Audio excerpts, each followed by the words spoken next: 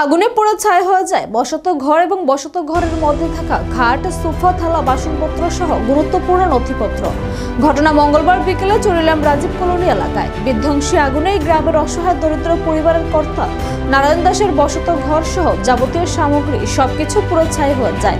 বৈদ্যুতিক short circuit থেকে ঘরের মধ্যে আগুন লাগে সবকিছু ছাই হয়ে যায়। উচ্চ মাধ্যমিক পরীক্ষার্থী পূজা দাসের কাগজপত্র সহ সবকিছু শেষ হয়ে যায়।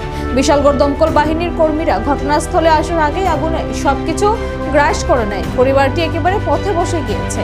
সরকারি সাহায্যের আবেদন জানিয়েছে পরিবারটি। রাতের বেলায় মহকুমা প্রশাসন এবং চরিলাম মণ্ডল সভাপতি তাপস দাস তাদের বাড়িতে ছুটে আসে।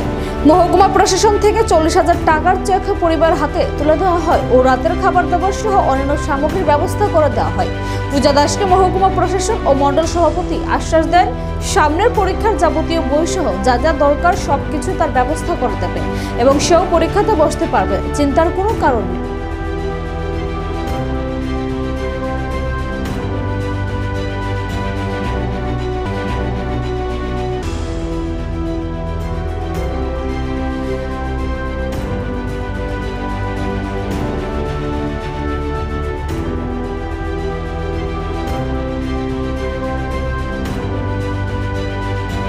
দুপুরবেলা জানতে পারলাম যে আমাদের চরিলামের যে রাজীব কলোনি ওই এলাকাতে একটা ভয়ানক আগুন মানে যেটা মানে হয়েছে, আগুন লেগেছে।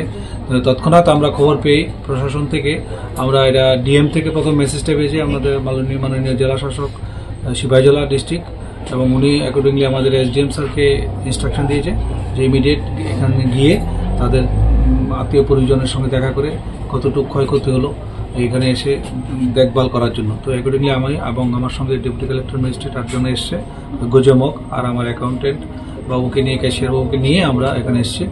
লগে আমাদের এরা আছে অন্যান্য প্রতিনিধিরা, সবাইকে নিয়ে আমরা এখানে এসে দেখলাম যে ঘরটার মধ্যে আগুন অগ্নিসংযোগ হয়েছে এটা একদম ভয়ানক ঘটনা। যেটা দেখলাম যে মানে ওদের যে মানে যেটা ড্রয়িং রুম, যেটা বসত ঘর, এটার মধ্যে আগুনটা লেগেছে এবং সমস্ত বিছানাপত্র সবগুলো আগুনে পুড়ে ছাই হয়েছে। পাশাপাশি সবচেয়ে বেশি লক্ষণীয় জিনিসটা যেটা, এই বাড়িতেই নারায়ণ দাসের মেয়ে পূজা দাস খুব কষ্ট সহকারে লেখাপড়া করছে। এবার 12 ক্যান্ডিডেট, ওর 3টা পরীক্ষা বাকি রয়েছে। সেই 3টা পরীক্ষার বা যাবতীয় বইগুলো, যেমন হিস্ট্রি পরীক্ষা বাকি, পল সায়েন্স পরীক্ষা, বাংলা পরীক্ষা, 3টা পরীক্ষা বাকি আছে। সেই 3টা পরীক্ষার বইপত্রগুলো সব পুরো ছাই হয়ে গেছে এবং অ্যাকর্ডিংলি অ্যাডমিটও নাকি পুরো ছাই হয়ে গেছে। তো আমরা তৎক্ষণাৎ ওনাকে আশ্বস্ত করতে পেরেছি পূজা দাসকে যে তুমি চিন্তা করবে না, আমরা ডিস্ট্রিক্ট এডুকেশন অফিসার থেকে কালকের মধ্যে 12টা সাড়ে 12টার মধ্যে আমরা সমস্ত বই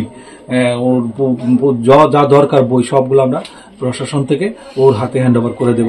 তারপরে আমরা এগুলা এনে তারপরে আমরা প্রথমত আমাদের এসডিএম স্যার আমাদের মাধ্যমে একটা মেসেজ দিয়েছে, চেক দিয়েছি আমরা এসডিএম থেকে। আমরা তৎক্ষণাৎ যাতে উনি যাতে এখানে নিয়ে করতে পারে তার জন্য আমরা 40,000 টাকা দিয়েছি। তারপরে বাকি আমরা একটা যে ফিজিক্যাল ইনকোয়ারি হবে, আমাদের তহসিলদার কালকে আসবে, এসে প্রিলিমিনারি ইনকোয়ারি করে এসডিআরএফ এর নর্ম অনুযায়ী যা দেওয়ার আমরা বাকিটা ইমিডিয়েট যত তাড়াতাড়ি পারি তাদেরকে দিয়ে দেওয়া হবে।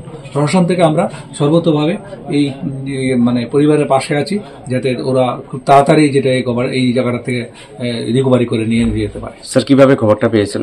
আমরা খবরটা পেয়েছি আমাদের অথরিটি জানিয়েছে, পাশাপাশি টিভির মধ্যে দেখলাম যে টিভির মাধ্যমে আমরা বিভিন্ন সোশ্যাল মিডিয়ার মধ্যে দিয়েছে, সেটার মাধ্যমে আমরা জানতে পারছি বিবি 24 আছে।